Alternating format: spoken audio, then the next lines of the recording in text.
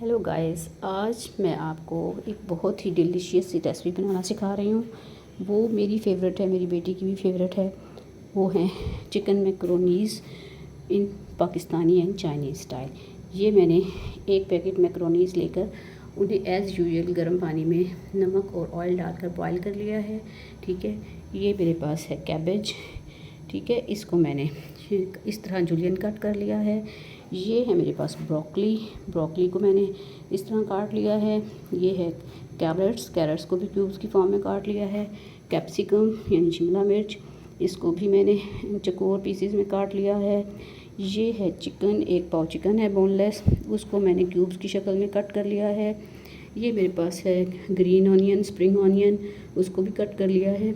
ये मेरे पास ऑनियन है, उसको भी मैंने चकोर पीसेस में काट लिया है। ये टमाटोज़ हैं, ठीक है, इनको भी चकोर काट लिया है। ये जिंजर और ये ग्रीन चिली और ये गार्लिक यानी अदरक, लहसुन, सब्ज़ मिर्च, ठीक है, टमाटर, प्याज, हरी प्याज, ठीक है, और चिकन, गाजरें, शिमला मिर्च और ब्रोकली, फूल बंद गोभी और मैक्रोनीज़। ये तो हमारे इंग्रेडिएंट्स हैं। अब इसमें स्पाइसेस क्या क्या जाएंगे मैं जनरली आपको बता देती हूँ। मेरे पास होती है काली मिर्च साबुत, ज़ीरा, ठीक है, और कुटी हुई लाल मिर्च, थोड़ी सी अजवाइन और जो है मेरे पास थोड़ी सी ऑरिगेनो और थाइम। मैं इन सब को हल्का सा सौते कर लेती हूँ फ्राई पैन में, हल्का सा ड्राई करके उनको थोड़ा सा कर लिया और फिर उन्हें दरदरा सा कूट लेते हैं। ठीक है, ये इंग्रेडिएंट्स हैं। इसके अलावा जब मैंने इस चिकन को फ्राई करना है तो मैंने बटर लेना है। बटर में ये जो मैंने गार्लिक और जिंजर जो किए हैं ना जूलियन कट, इनको पहले मैं हल्का सा ब्राउन करूँगी, उसमें ये चिकन डालूँगी। ठीक है, फिर इसमें जो है बाकी स्पाइसेस डाल के फिर इसमें जो सिरका, soya sauce, red chilli sauce, वो सब कुछ डाल के, ठीक है, हम एक ग्रेवी सी बना लेंगे। फिर आपने इन सब्जियों को अलग सौते करना है। ये मैं आपको 1 बाय 1 बताती हूँ। तो बेसिकली ये हमारी सारी चीज़ें हैं जो हमने Chinese Pakistani macaronis by Nabila kitchen में बनानी है।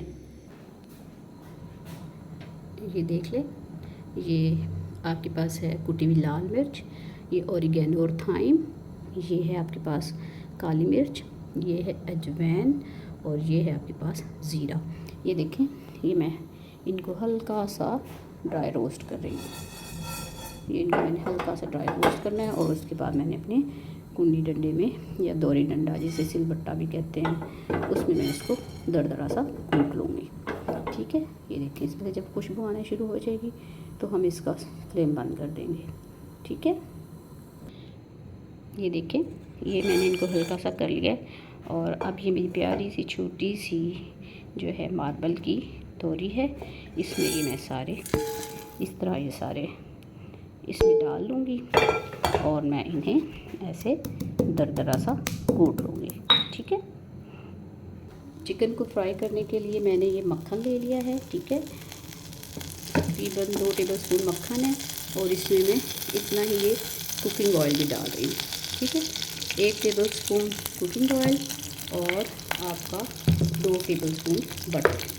जब ये अच्छे तरीके से पिघल जाएगा तो इसमें मैं जूलियन कट किया हुआ अदरक और लहसुन डाल दूँगी।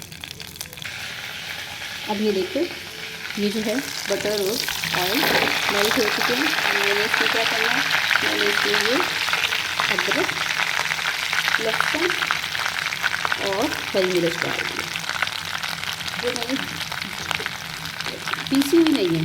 ठीक है, जो मैंने कट की हुई है, बारीक बारीक काटा हुआ है अदरक, लहसुन और हरी मिर्च को। ठीक है, जैसे आमलेट के लिए हम करते हैं उसी तरह मैंने इन्हें कट किया हुआ है। जब ये हल्के से फ्राई हो जाएंगे, हल्का से ये फ्राई हो गया, ठीक है, बहुत प्यारी सी खुशबू आ रही है।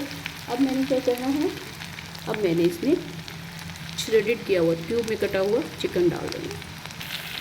ये देखें, मैंने पहले इसमें जिंजर गार्लिक, पहले मैंने क्या किया था, बटर और ऑयल, ठीक है, वो जब गर्म हो गया उसमें मैंने जिंजर गार्लिक डाल दिया और अब उसमें मैंने क्या किया, मैंने ये जो क्यूब की शक्ल में चिकन किया हुआ था, ठीक है, बोनलेस चिकन, ये मैंने डाल दिया। ठीक है, اب میں اس میں اپنے جو عام انگریڈینٹ ہوتے ہیں تھوڑا سا فرائی ہو جائے تو پھر میں اس میں باقی انگریڈینٹ ڈالتی ہوں. سالٹ جائے گا اس میں, ٹھیک ہے. سالٹ ڈالیں گے ہم اپنی ٹیسٹ کے مطابق, آپ ڈالیے گا, ٹھیک ہے. میں اپنے ٹیسٹ کے اکارڈنگ, کیونکہ سالٹ ہی ہے جس سے آپ کی ریسیپی جو ہے وہ اچھی بھی بن سکتی ہے اور خراب بھی ہو سکتی ہے. تو یہ میں نے اس میں, کیونکہ سبزیاں بھی جائیں گی, میں نے اس میں 1 اسپون جو ہے, ٹیبل اسپون, وہ اس میں نے سالٹ ایڈ کر دیا, ٹھیک ہے.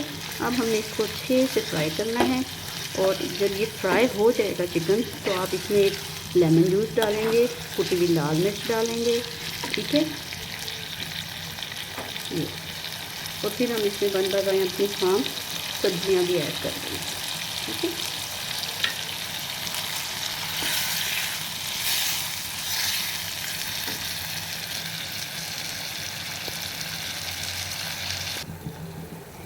یہ دیکھیں, یہ میرے پاس, یہ دیکھیں, یہ 1 لیمو تھا, یہ میں نے اس کا جوس نکالا ہے اور یہ میں چکن میں ایڈ کر دیتی ہوں, ٹھیک ہے.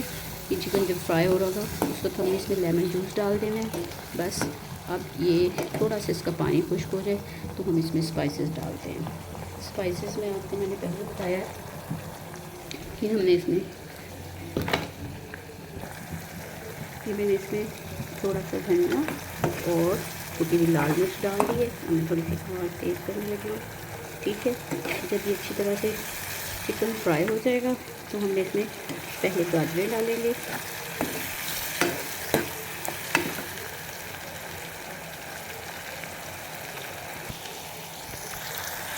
یہ ہم نے اس میں گاجر ڈال دی ہے, ٹھیک ہے. اور اس کے ساتھ ہی میں یہ اپنی پیاز بھی ڈال دوں گی.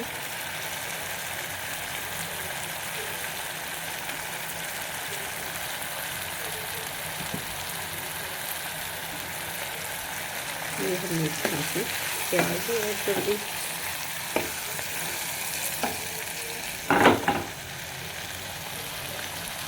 اور یہ ٹماٹر اور ہری پیاز.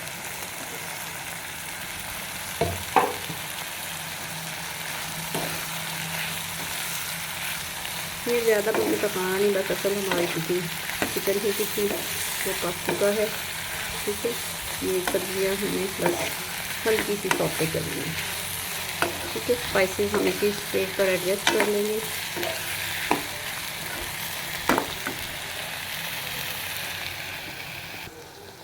دیکھیں, میں نے اب اس میں بروکلی, شملہ مرچ, ہری پیاز, ٹماٹر, ہری مرچ, یہ سب کچھ ڈال دیا ہے, ٹھیک ہے. اب ہم نے اس کو زیادہ پکانا نہیں ہے.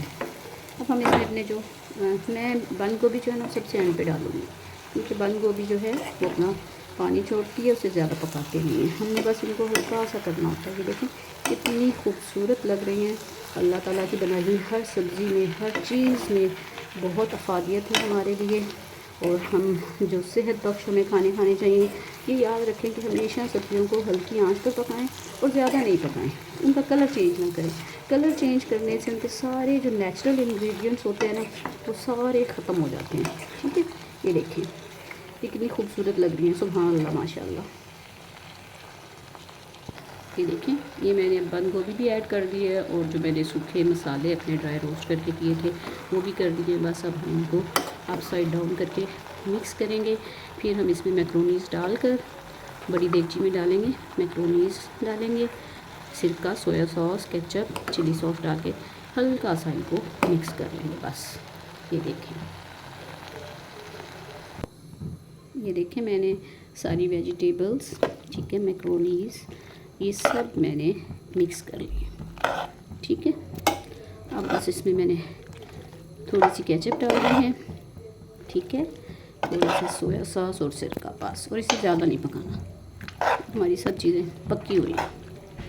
اب اسے ڈش آؤٹ کریں.